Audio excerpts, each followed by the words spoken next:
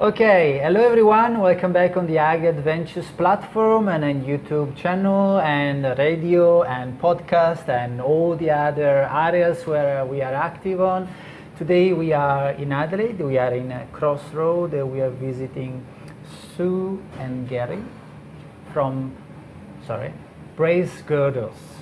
Bracegirdles. So I have still to practice. It's not a word that I'm used to pronounce. So for me as Italian, it's like, ooh. Okay, thank you very much for having me here. You're welcome. And how's it going today? All good? Pretty good so far. Pretty good. Day's young. Yes, the winter is here actually in Australia. Good day for hot chocolates and chocolates of any sort. Definitely. I had to say that I had before having this interview, I had a cup of your dark chocolate and with spicy cinnamon on the top, which was really good for the weather. Good winter. Yeah, definitely.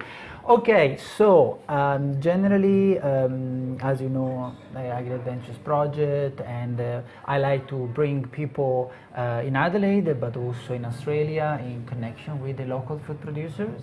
And you are a local food producer in Adelaide, even though I know that you're quite famous, a little bit all over Australia. But anyway, so before going in details of the business, would you like to tell something about you, like Sue and Garry, like why, like where are you from, for instance? Are you Australians, or did you come from another country like me in the beginning? How's the story? Probably if Sue starts. I'm English. I've been here over 30 years. And I married Garry 20 years ago, and whole world changed then. And got into chocolate from there. I'm a hairdresser by trade, but I've been in retail of some sorts all my life. Okay. What about in UK? UK? Yeah, I was a hairdresser. Where about? Whereabouts in the UK? Cheshire, so the north of England. Ah, okay. So a bit like Stirling is in Adelaide, similar sort of area, the hills. Okay, perfect. So was nearby Manchester, or yes, I've been passing that area. Yes, I love it. I love the Midlands. It's so beautiful. And Garry. So me, I'm a bit boring. Born in South Australia, lived in South Australia, haven't lived anywhere else. I was a teacher by trade for 34 years. Okay. My last 5 years of teaching, I was in what was called drug strategy. So we were working with schools in developing drug education programs, and obviously we fixed up the drug problem because the money ran out. And so I then had to find another position. And did I go back to teaching, or would Sue and I do something together? And we both decided that we'd like to try something together, and hence Bracegirdle started. So that's probably one of the motives why you decide to move in chocolate, is because it's addictive, like a drug. So I've been studying quite a lot. It is. I love chocolate. I always have. And on getting to know Sue, I was introduced to good quality chocolate, and that made a world of difference in terms of the flavour. Perfect. Okay, so we're already speaking about the chocolate and Bracegirdle. So you said that it was a love for chocolate in the beginning, and but it's not like, it's like people that say, okay, I love wine, and then suddenly they are winemakers. No, like it takes a lot of time studying, practicing, and then try the market and all these things. So when you start, by the way, when did you start the business? 2005. 2005. So speaking, a good 15 years now, 15, 16 years. And then when you started, you knew already like the direction, and you had already all the products, or it was one, I can see, so I can see, say no, no, I can see scarf. Okay. Very ad hoc, no business plan, not the way that anybody tells you to start a business or run a business. We've had lots of luck along the way, lots of good staff, and probably the most important thing, lots of hard work. It has been hard work. It's been hard work but fun. We've worked 7 days a week up until probably 2 years ago. Initially, Sue imported chocolate from overseas, high quality chocolate.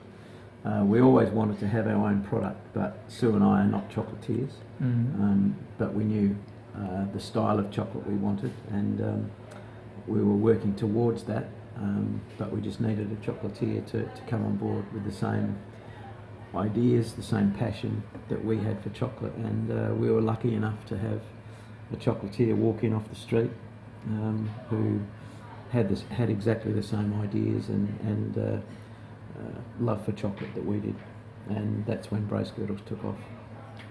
So random chocolatier walking through and say, "Oh look, I was considering to make some chocolate, and you look like you have a chocolate business." Exactly that. Wow, you're lucky. Yeah, that's Well, she was. Or was it destiny? Because sometimes It it's was. destiny in the middle. Yeah. She came into our Burnside store and wanted a position. Was Apprentice of the Year in South Australia and runner-up Apprentice of the Year in Australia in patisserie, and said, "I want to make chocolates." And I said, "You're hired."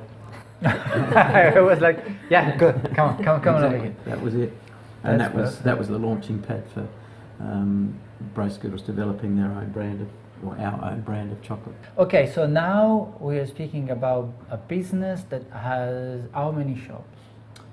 We have 5 shops at the moment. 5 shops at the moment. They're all around South Australia.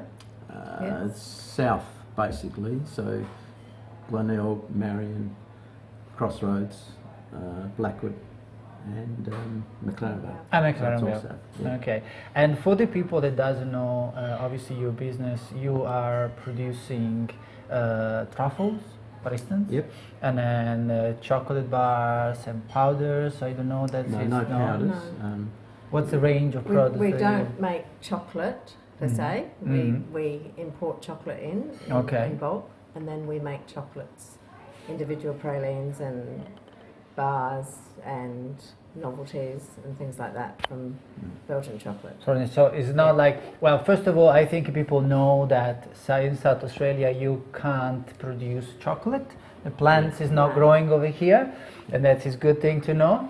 And so they import the semi-work products, right? And then from that you go on. So you decide which is the best quality product for your customers. You go to buy from the distribution or for the importers, and then you create your specialty. Yeah. That's your goal. That's okay. it. But also I've noticed that people can come over here and just have a cup of coffee and or some pralines at the table. So it's not just a chocolate shop where you go to buy chocolate to take away, but it's also a place that welcome people to come and enjoy and have a little bit of free time. Is that right? Yeah. I suppose that's a good lead into why we started Bracegirdles, in that we wanted people to have an experience, and the experience was around dessert, mainly chocolate. And the first shop that we had was one of the first shops in Glenelg, and it was like a house. We wanted people to feel like they were coming into our home, and that's why it's called Bracegirdles House of Fine Chocolate.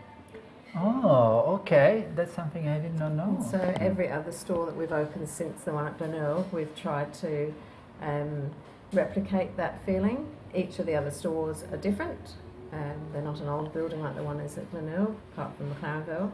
And we've always had, like this table, real timber, genuine products that match the environment. And this table actually is made from sleepers from the Glenelg tram.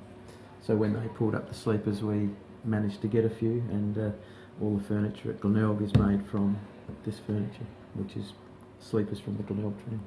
That's pretty cool. So, yeah, exactly. There's something, and it's interesting because a lot of people, when they come in South Australia or Australia generally, they don't look for history. They don't see history, and then it's so cool because the history is hidden. But if you understand and you can have a look, you can find small pearls of things that have long, like 120, 150 years of history, just at everyday use. Okay, so we said. Few businesses around. Obviously the business is running fine because with every kind of business has difficulties every day, but is running, which is good. And if people would be interested to find your products, is there a place where they can find them apart of these shops, like as a website? Yeah, we have an online website where you can buy all of our products online. We don't wholesale. There are a couple of places that do carry our products, and we do supply to corporate.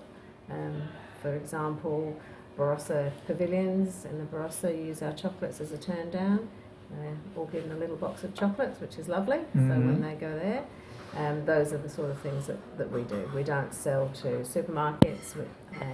All our products are handmade, so we don't have a big machine that's pumping out chocolates by the millions. Okay, and the development of these 5 shops went out naturally, so you decide to come out with these shops, or they came out on their own, like as opportunities? Yes, Exactly. opportunities. As Exactly. We have never decided that we need a shop in X place and then go looking. Perhaps apart from McLarenville, would be we were in a winery originally, and then we outgrew the winery, so we needed a bigger space. So that was the only time when we actually went looking for a spot. But other than that, they've all been opportunistic. Which, like I said, we've been lucky. Oh, that is good. That is good. Yes. Also, Adelaide keep growing, so that's another Yes. good thing. Yes. So we said we can find your products on the website. We can come on these 5 shops. There is also opportunity to find your products in some businesses that they had an agreement with you, and maybe one experience with the AgriAdventures too. That would be a good option. Yes. That's something that could come out too. Okay. Why you have done this? For passion, and what was the vision, and where you want to go? Where Bracegirdles family want to move on? I suppose why did we start it? We always wanted to have our own product, and chocolate, I think, was quite boring in terms of it was just milk white or dark chocolate with a bit of flavouring in it, and we wanted to have something that was different. So our mantra, I suppose, was colour, shape, complexity of flavour and texture, and so that's what we've tried to develop in our chocolates right from the start, and that's been our driving goal right through, and our chocolatiers we're always working towards developing something new. I suppose our motto was why follow if you can lead, and so that's what we've tried to do with our chocolates is be a leader in terms of flavours, textures. And I know there were exactly. I know there are a few chocolate producer now in South Australia, but I have a feeling that you were the first. Is that right? No, there's been a few. I mean, obviously the big boys, Hags, but in terms of being handmade and everything traditionally handmade and traditional techniques, there's a number of chocolatiers around South Australia who are all very, very accomplished and leading to, and they have a passion for what they produce, and that's why South Australia, I think, is starting to lead the way in terms of chocolate. Yes. It's just we've to extend our staff as well. They've entered competitions all around Australia, which gives them the opportunity to try flavours that they would probably never have tried before, because sometimes customers just want the flavours that they know. Exactly. They want caramel because they know caramel. Exactly. So that gives them the opportunity to come up with unique flavours, and also to increase their skills, because they're judged against their peers all over the country. And for the last probably 10 years, we've entered competitions all over Australia, and have been lucky enough to have been awarded the most awarded chocolate company in Australia. So, and that's due to the very talented staff that we have. And a hard work. Yes, it's not just a matter of getting some flavours and sticking it in a bowl and then piping it into some chocolate, and it's very hard work, and yes, everything has to be precise when you're judging it, a bit like anything else, a bit like entering the Olympics. Cool. And it's a passion. Yeah. And the passion, Yes. definitely. And it makes them extend themselves. Lovely. Do you want to say something to people that's following us on the radio and on the YouTube channel? Something like, come to visit us. Come to visit us. Come to discover the chocolate in South Australia, by the way, because it doesn't look like at the moment when you can come over, you can find so many interesting artistic expression, and Sue and Garry are the example of what hard work in business, family business, run 5 shops with all the staff is part of the family, can do. 15 years of hard work, is it? It certainly is. Yeah, 7 days a week. Yeah, 7 days a week. So if you want to open a shop, get ready.